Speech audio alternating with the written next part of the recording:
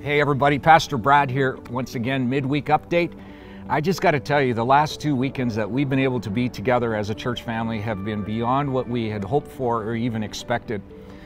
Even beyond what churches who are a little ahead of us had told us we could anticipate. The numbers of people that are coming back and just the joy of being together as a church family in the same airspace has been so wonderful to express our worship through singing and teaching the word, learning together, but just that sense of being together. And it's just been great. And I want you to know, if you have not been able to come back, we miss you. We look forward to seeing you soon.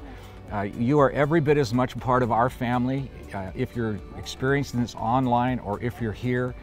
But we're hopeful real soon that we can all be together, but we miss you. We want you to know that. So just a couple of things this week. I want you to know we're a little bit of a shift to our midweek update that we give you. I want to introduce or reintroduce to you Hilary.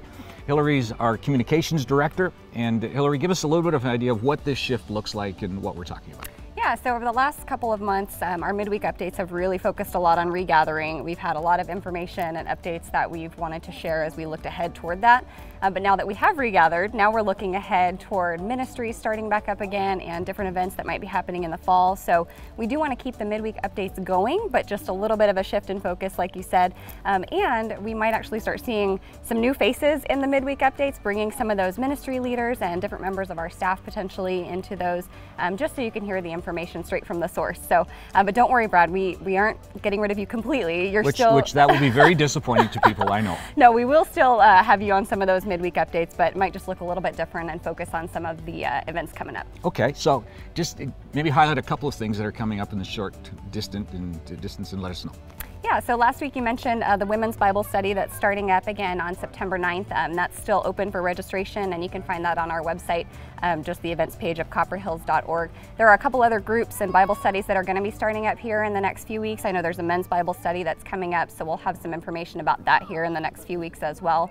Also a really cool event coming up, our young adults are organizing an evening of prayer for our church family. That's going to be on September 10th, and we'll be sharing additional details about that over the next couple weeks as well, but go ahead and mark that on your calendar if that's something that you might want to do.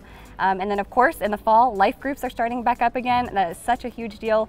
If you've been at our church for any amount of time, you know that we like to do life together, and we like to do life together with Jesus. And so we're very excited to have those life groups starting back up again. We'll do kind of an official fall relaunch of those, but in the meantime, if you're not connected, maybe start thinking about that, and we'll be sharing a lot more information with you in the next couple weeks as well. That's great. So as you can tell, we're kind of transitioning from a regathering to kind of normalized, if you will, ministry within our church family. And so we're glad for that new opportunity.